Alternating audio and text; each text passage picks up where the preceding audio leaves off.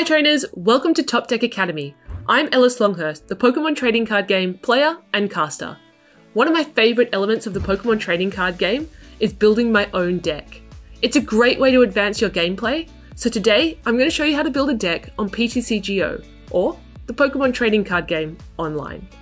Now, if you're brand new to the Pokemon TCG, or still learning the game, jump on over to tcg.pokemon.com/howtoplay to start your Pokemon journey with our How to Play videos.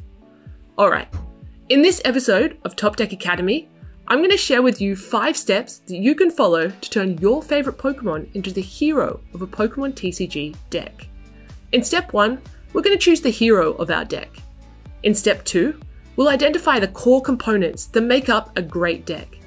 Step 3 is all about covering our weaknesses. And in step 4, I'll show you how to create a successful draw engine. My personal favourite, step 5, will name the deck. Alright, are you ready? Let's dive in. The first step when building a Pokemon trading card game deck is to choose a Pokemon around which your strategy will be focused. This is usually a Pokemon with a powerful attack or ability. I have chosen Samurott from the new Sword and Shield Vivid Voltage expansion. And this card may seem quite familiar. It is one of the key Pokemon from the new Dreadnought theme deck. Samurott is a Pokemon that for 3 energy can deal 120 damage to the opponent's active Pokemon with its Aqua Wash attack. And it also has a pretty cool second effect. You can take 2 energy from your Pokemon's active Pokemon and put it back into their hand. My strategy will be to use Samurott to deal loads of damage to the opponent's Pokemon. So it's pretty important that I'm able to find this card in my deck when I need to, so I'm going to include 4 copies of this card. With the exception of basic energy, players can only include up to 4 copies of a card in their deck. Having 4 copies of Samurott means that I will be able to find this card when I need it in battle. If I only had 1 copy, I might not be able to draw it or find it in my deck when I really need it. So now we've identified the hero of our deck, let's move on to step 2 where we will talk about the core components of the deck. The second step when building a Pokemon trading card game deck is to identify the core components of the deck. So we ask ourselves, which cards are absolutely essential to include? Let's take a look at Samurott. Samurott is a Stage 2 Pokemon. That means that you also need to include Oshawott and Dewott if you want to be able to get Samurott into play. So let's include 4 copies of Oshawott and 4 copies of Dewott in the deck. Now we've ensured that we can get a Samurott into play, but we also need to ensure that we can actually attack with it. So if we have a look at Samurott, Aqua Wash is an attack that requires water energy.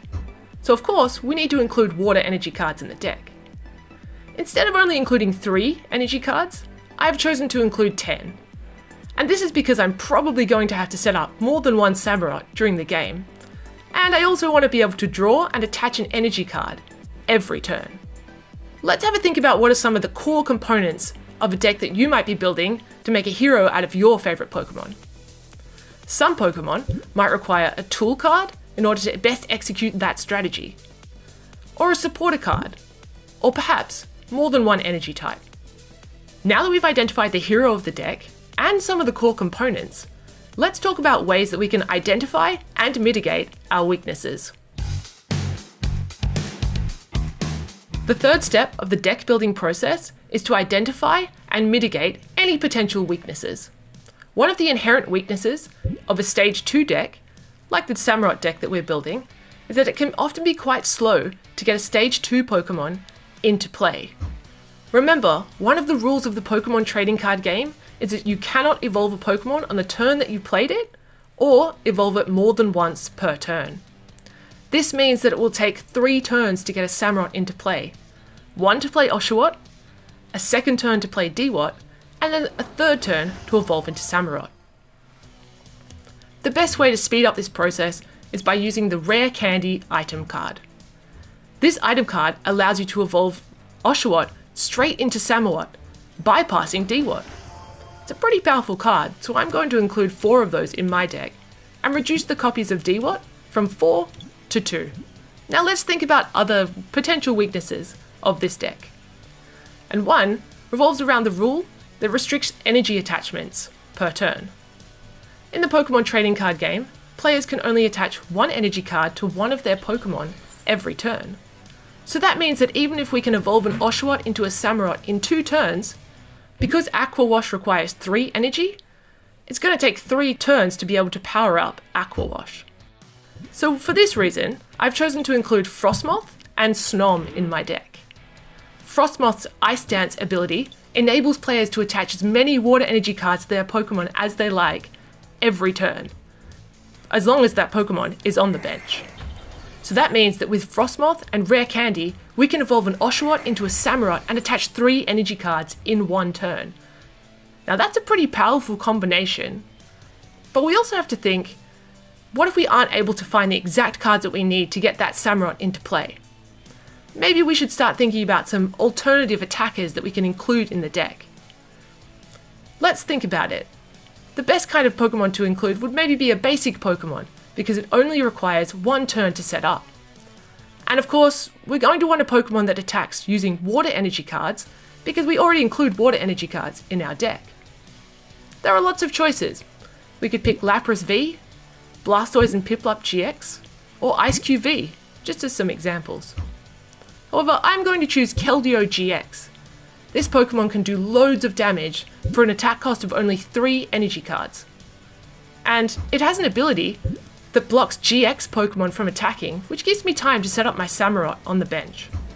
Alright, we've talked about the hero of the deck, we've also talked about some core components, and now we've also discussed some ways to mitigate some of our weaknesses. Let's talk about now the draw engine of the deck, ways to draw cards and search for specific cards. Every Pokemon trading card game deck should have a way to search the deck and the discard pile for their core components. In competitive play, you will often hear this be called a draw engine, and almost half of every Pokemon TCG deck is dedicated to the draw engine. Let's consider Samurott. So to pull off the combination that we described earlier, so that's evolving an Oshawott into a Samurott using Rare Candy, and using Frostmoth's Ice Dance ability to put loads of energy cards onto that Samurott, we're going to need to draw a lot of cards. And the best way to do that is to include supporter cards in the deck, like Professor's Research and Marnie. But remember, one of the rules of the Pokemon trading card game is that you can only play 1 supporter card per turn. So it's a really good idea to include some Pokemon with abilities that allow us to draw extra cards every turn. Pokemon like Oricorio GX, Dedenne GX, Crobat V, or Snorlax are all very popular examples of Pokemon that have abilities that allow us to draw extra cards and allow us to get that Samurott into play quickly. But sometimes you might draw loads of cards but still miss out on that one card that you really wanted, perhaps that Samurott or the final water energy you needed to be able to use that Aqua Wash attack. So it's really important that we also include cards that specifically allow us to search the deck for those core components. In the Samurott deck, I would include cards like Quick Ball, Great Ball, or Pokemon Communication to find the right Pokemon to pull off that combination. Or an item card like Capacious Bucket that allows us to search the deck and find water energy cards and put them straight into our hand.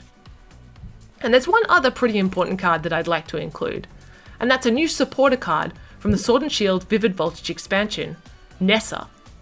Nessa allows us to draw 4 in any combination of water Pokemon and water energy cards from the discard pile.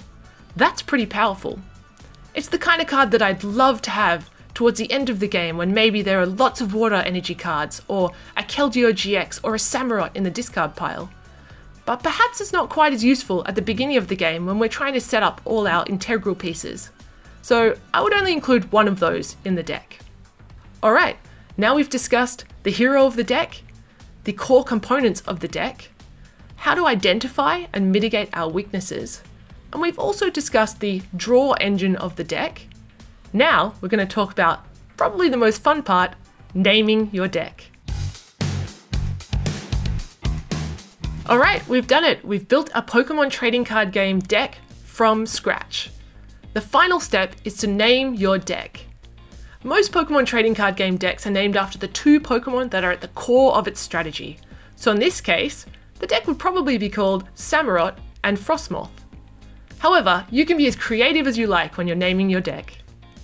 Thank you for joining me in this episode of Top-Deck-Akademie, where we covered the basics of a Pokemon trading card game deck building, and the 5 steps that you can take to turn your favourite Pokemon into the hero of a Pokemon trading card game deck.